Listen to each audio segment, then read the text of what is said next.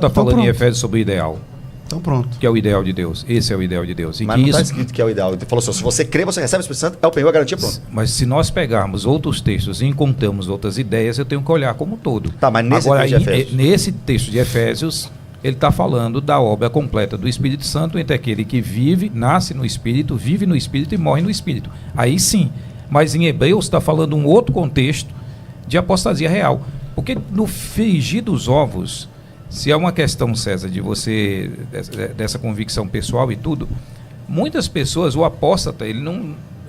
Você conhece gente, vocês devem conhecer pessoas que começaram muito bem a fé, que ele dizia que era crente, que ele se sentia crente, que ele se sentia parte da igreja, que um dia ele se afastou de tudo. E que talvez nunca foi crente.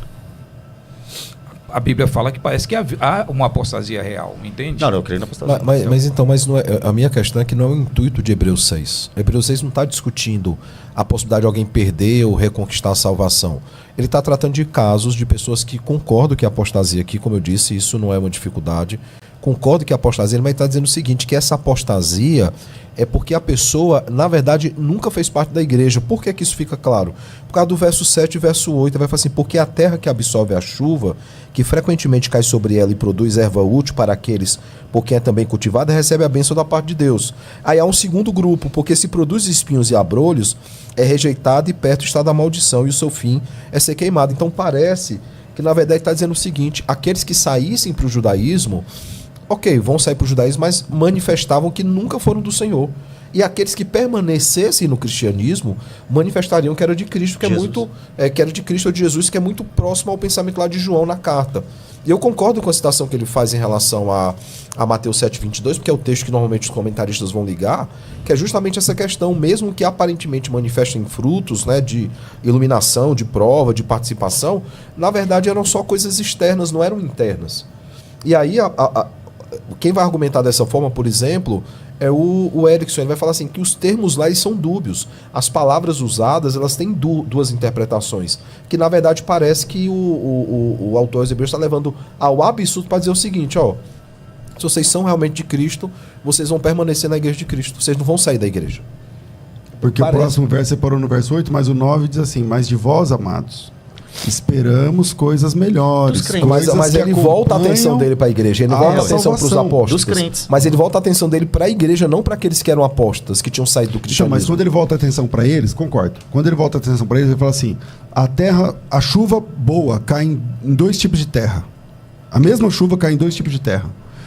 Uma terra produz alimento, coisa boa. A outra produz espinhos.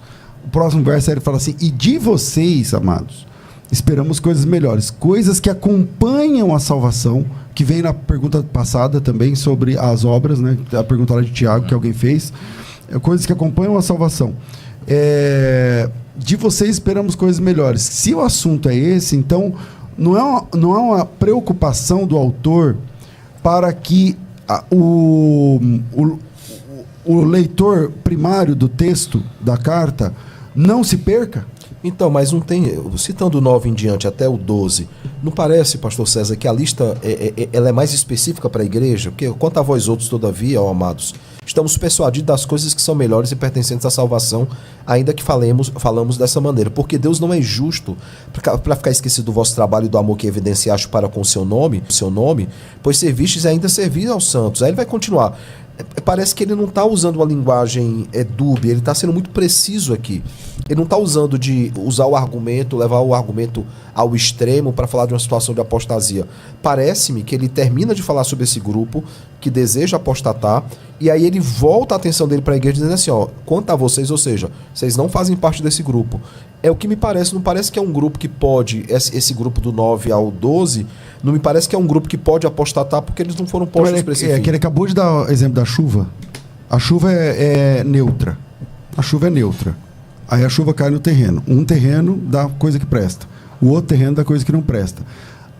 Depois ele fala assim, e vocês esperamos coisas melhores. Ou seja, o fruto que vocês devem gerar deve ser o da terra boa. Aqui, mas na... Não é essa a lógica do texto? Não, essa é a lógica. É porque Essa é é a mesma lógica do Salmo 1º, né? O Salmo 1º ele vai fazer esse jogo com o justo e com o ímpio. E também... O ímpio não é assim, ele é como a palha que o vento espalha. E também na parábola do semeador. Tá todo mundo recebendo a semente, todo mundo. Mas só um tipo de solo frutifica, a 30, 60 e a 100 por 1.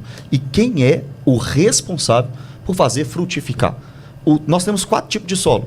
Quem é que dá vida para o solo? Quem é que regenera o solo, compreende? Então eu entendo que, de fato, não é perda de salvação. Apesar de eu não achar que é uma heresia, não. Então, mas quando você vai Porque na parece parábola do que semeador, Jesus explicou a parábola. Então ele diz assim, ouvindo alguém a palavra do reino, Tem tipos e diferentes não a de receptor. entendendo, vem o maligno e arrebata o que foi semeado no Mas coração. aí eu te pergunto. Aí o que caiu entre os espinhos é que ouve a palavra, mas a fascinação das Pelas riquezas, riquezas. os cuidados desse mundo sufocam a palavra. Quer dizer, de novo, tem a ver com o chão. É como eu recebo aquela palavra. Mas Entende ou não? Não, entendi. A semente é a mesma. É,